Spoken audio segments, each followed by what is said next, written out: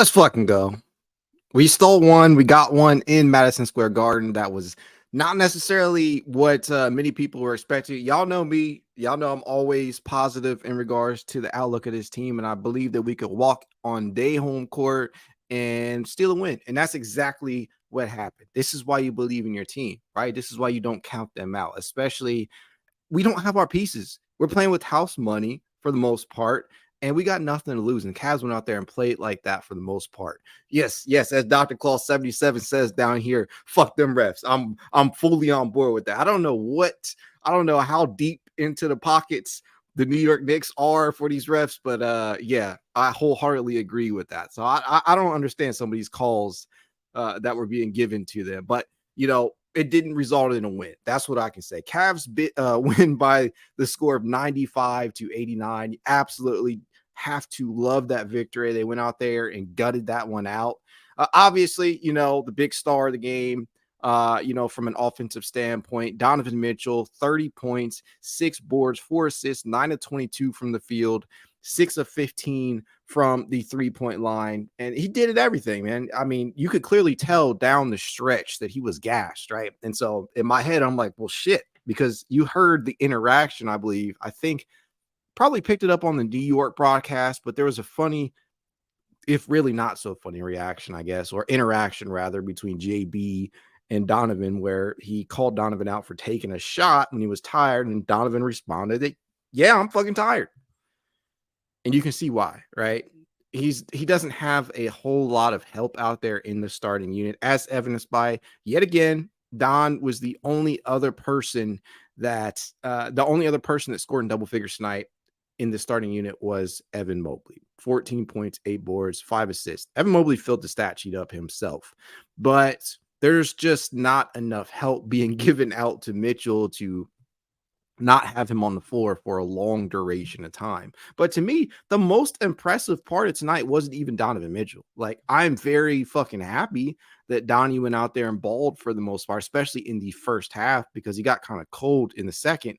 But to me, my star of the game, Tristan fucking Thompson, the 32-year-old relic, looks like he might have actually secured himself a nice little contract by the end of this offseason if he continues to keep this play up, right? And obviously, this is a very fucking small sample size, but Tristan Thompson in this type of environment, this type of matchup, this is absolutely what we needed. We needed that physical presence out there, and he only played 13 minutes, but that was some of the most impactful basketball that that we've gotten from a reserve this season. And I do not say that lightly. Yes, Dr. Claw again down here, Double T with 3 straight good games. If it's not apparent to you guys, Double T should probably be the Cavs' backup 5 when they want to go against more traditional sized bigs off the bench.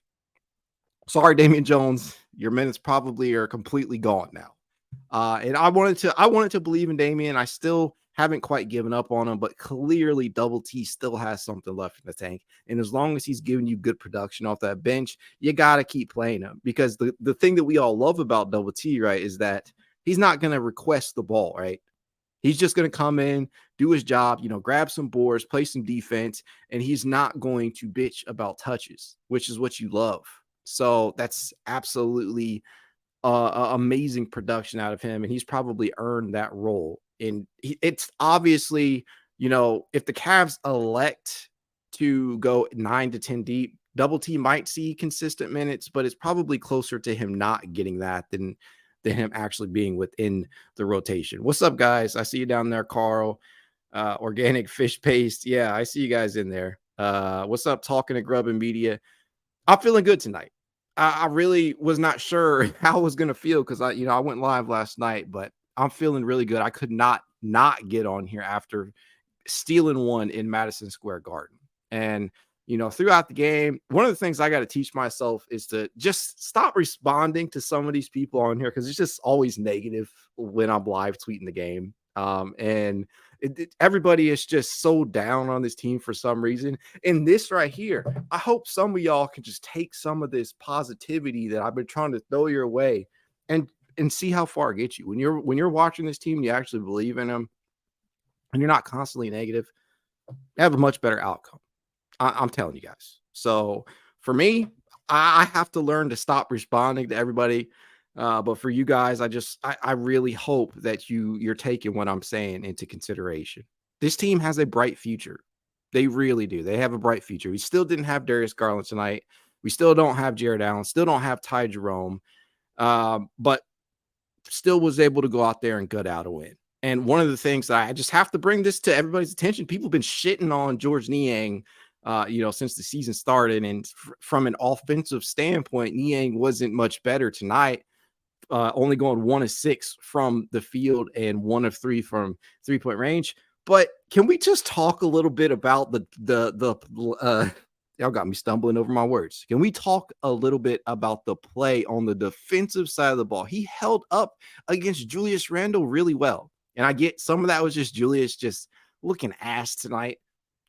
Julius Randle was held under 10 points. This motherfucker scored 6 points tonight with George Niang as his primary defender. He went 3 of 15 from the field. I don't want to ever hear anything about Julius Randle again, bro. I don't want to hear nothing from Knicks fans about Julius Randle again. You got shut down by George Niang, who, quote unquote, you guys were supposed to eat his, eat him for lunch. I don't want to hear nothing about Julius Randle again after that game.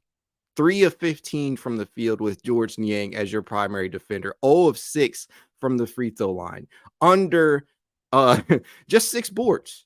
And, George wasn't the only one out there, obviously, who gave a very, very solid, yeah, he ain't that good. Yeah, I kind of agree with that. I'm not necessarily a big fan of Randall to begin with, but to see him get shut down by George Niang of all people on the defensive end, the slow, what we deem out of shape in NBA standards white guy, and you got him by at least 20 pounds. I'm certain in this matchup.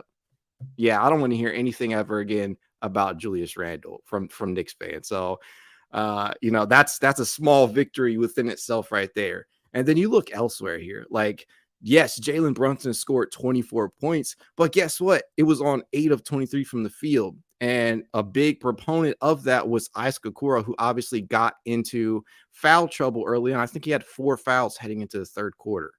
And he did play 31 minutes tonight, only scored 2. So I was really hoping that he kept the double-digit scoring affair back, kept it going. But obviously that didn't happen tonight. But I'm very, very pleased with the production we got out of him from a defensive standpoint. He held his own tonight against Jalen Brunson, as he typically does. I absolutely loved it. And so Knicks stars struggling. Mitchell Robinson, he was his typical, very, very impactful self out there, grabbing 16 rebounds in little over 32 minutes. And we obviously know that's what he excels at, right? And the Cavs just didn't often have an answer for him. So, again, that's why you have Tristan Thompson out there a lot of the time when you're trying to play and match up with those minutes. But Mitchell Robinson did his thing tonight. I still got to give it up to him. Outside of that, man, Knicks just didn't have a lot going on tonight. Overall, the Knicks shot just 35% from the floor, if that tells you anything. Cavs defense was on one. They were on one. They did the job tonight. They held them to 35% from the floor. Get this, 17% from 3-point range. Holy shit. They held them to 17% from 3-point range. And I know the Knicks are not a good shooting team. That everybody knows that, but still. The defense of this Cavaliers team needed a game like this, especially in an environment like that, to get the monkey off your back in the Donovan Mitchell era. This was a big time win away from home, right? On their home court. This is something that you can look to and say, hey, you know what? No matter how many men we're down, no matter who is out there, if we can galvanize ourselves, we can win. The Cavs have been competitive in damn near every game they've played this season. Every single game. So I don't know how the fuck you can watch this team and not feel really, really good about the potential prospect of getting everybody healthy. I just don't get it. So I really hope you guys are paying attention to what is occurring here. There were guys up and down this lineup tonight who played really, really big roles in bringing this victory to Cleveland. One of them who, I've been a huge fan of since we not drafted him, since he was picked up undrafted, rather, is Craig Porter Jr. Very, very good minutes tonight. I remain a fan of him. The only question mark in Craig's game at this point in time is his ability to knock down the three ball, right? Nobody respects him from range because he's not confident enough to actually do that. He hasn't shown you, at least at the NBA level, that he's capable of doing that just yet. We didn't see it in Summer League. I believe at Wichita State, he was around 35, 36% from three-point distance on lower volume. And so when he gets that perimeter shot, if he ever develops one, he is an absolute no-brainer for this rotation. And I do not say that lightly. Even with Ty Jerome still on the roster, if Craig Porter Jr. can still keep giving up efforts like this, you got to go with Craig Porter Jr. in that instance, even over a guy like Jerome once he does get healthy. Elsewhere, you have Karis LeVert, big time minutes off the bench.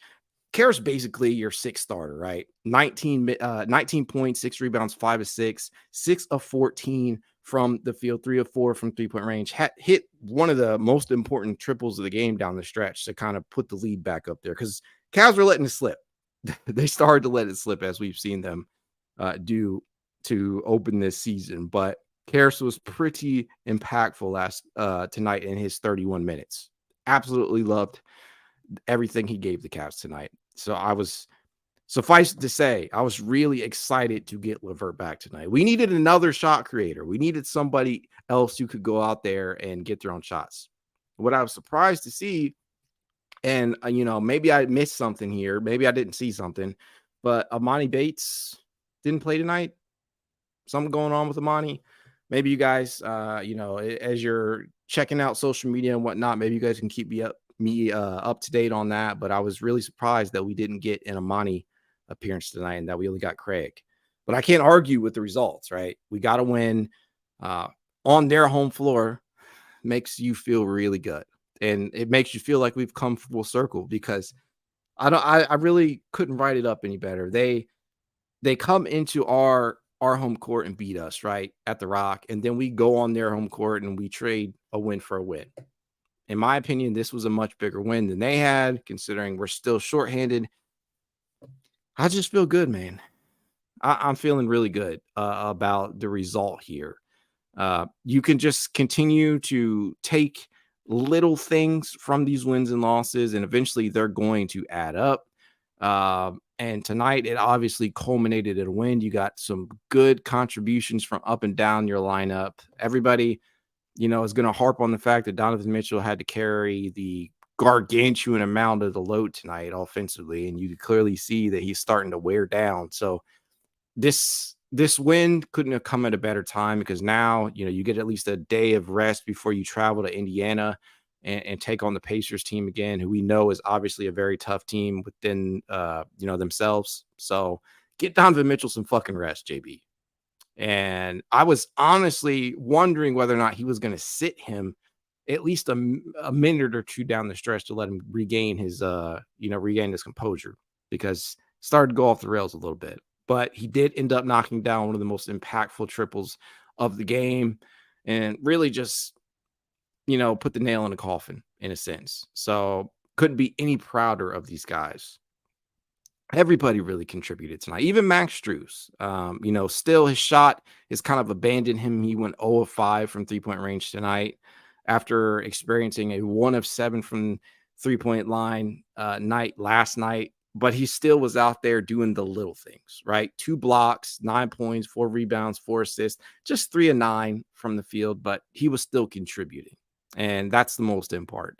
On nights when your shot isn't falling, you got to find a way to be impactful.